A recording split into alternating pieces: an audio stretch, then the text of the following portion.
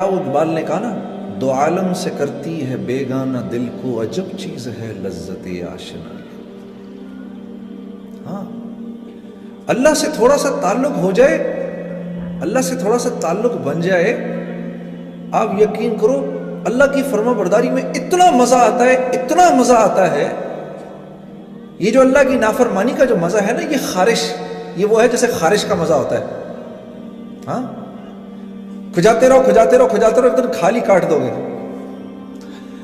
آپ یقین کرو، حضرت امیر معاویہ رضی اللہ تعالی عنہ فرماتے ہیں کہ لوگوں کو معاف کر کے مجھے اتنا مزہ آتا تھا، مجھے اتنا مزہ آتا تھا لوگوں کو معاف کر کے، کہ مجھے خدشہ ہوتا تھا کہ کہیں اللہ مجھ سے اس کا اجر ہی نہ چھین لے۔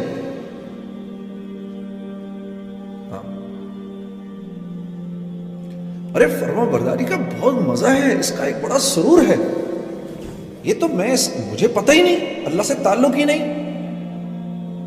ساری رات تو گانا سنوں گا، لیکن رات کو 3 بجے 3:30 بجے جب ساری دنیا سو گئی ہو، اس وقت اپنے نرم گداز بستر کو، اپنی پیاری بیوی کو چھوڑ کر اٹھنا اور جانماز بچھا کر وضو کر کے آ کے کھڑے ہونے کا مزہ اور سرور مسلمان کو نہیں پتا۔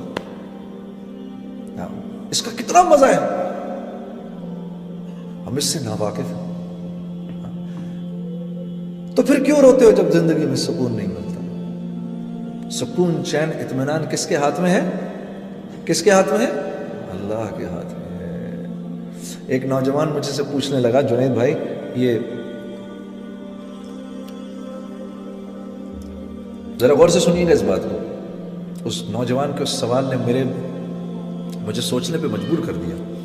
اس نے کہا، یہ آپ اتنے جو سفر کرتے ہیں روزانہ، ہر روز ایک نئے بستر پہ سو رہے ہیں، آپ کو نیند آ جاتی ہے؟ جھٹکے سے مجھے ایسے جھٹکا لگا اس کی بات سن کے۔ میں نے کہا، میرے پیارے، نیند کا تعلق نرم بستر سے نہیں ہے، نیند کا تعلق نرم بستر سے نہیں ہے، نیند کا تعلق تو قلب کے سکون، چین اور اطمینان سے ہے۔ یہ نرم بستر ایک پرسکون نیند کی شکل ہے، شکل، لیکن یہ پرسکون نیند دے نہیں سکتا۔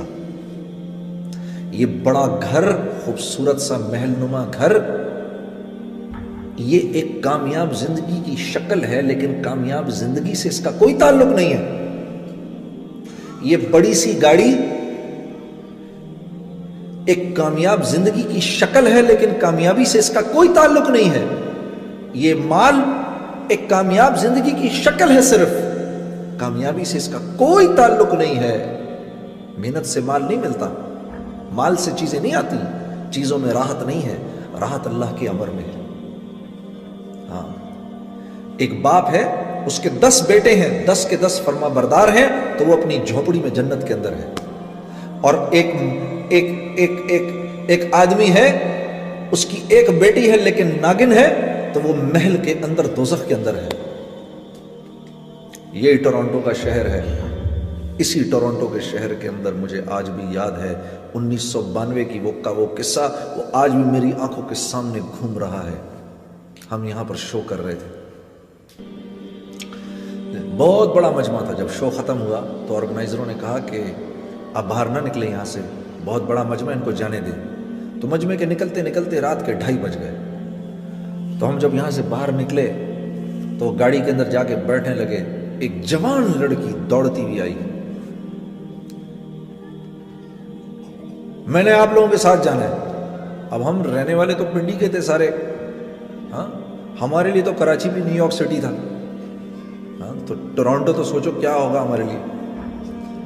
اور پھر بھی کچھ تھوڑی بہت، اللہ معاف کرے، وہ کام تو کوئی حیا کا کام نہیں ہے جو ہم کر رہے تھے، لیکن پھر بھی کچھ تھوڑی سی تو حیا باقی تھی ہمارے اندر۔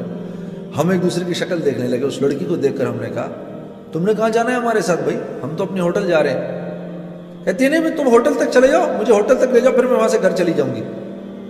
تو ہم نے کہا، تو تمہارا باپ؟ کہتی ہے، no don't worry about it, I just turned 18 a week ago۔ تو ہم نے کہا، پھر کیا ہوا؟ ہمیں پتہ ہی نہیں تھا 18 10 ہونے کا کیا مطلب ہے۔ ہم نے کہا، پھر اس سے کیا فرق پڑتا ہے؟ کہا، وہ کہنے لگی last week when I turned 18, I went to the nightclub. I came back at 4:30 in the morning. My father didn't open up the door. I just called the police. So there's no problem. आप यकीन करो ये पूरा का पूरा वाकया मुझे आज तक याद है। 16 साल इस वाक़े को हो गए, 17 साल इस वाक़े को हो गए हैं।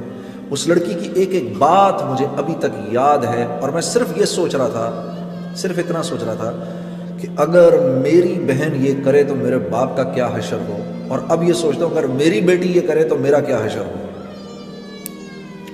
लेकिन कसूर उस बच्ची का नहीं है, कसूर उस बच्ची का नहीं है, कसूर उन माँ बाप का है जिन्होंने खुद जिंदगी में दीन लाने की कोई मेहनत नहीं की, तो वो औलाद को क्या सिखाते।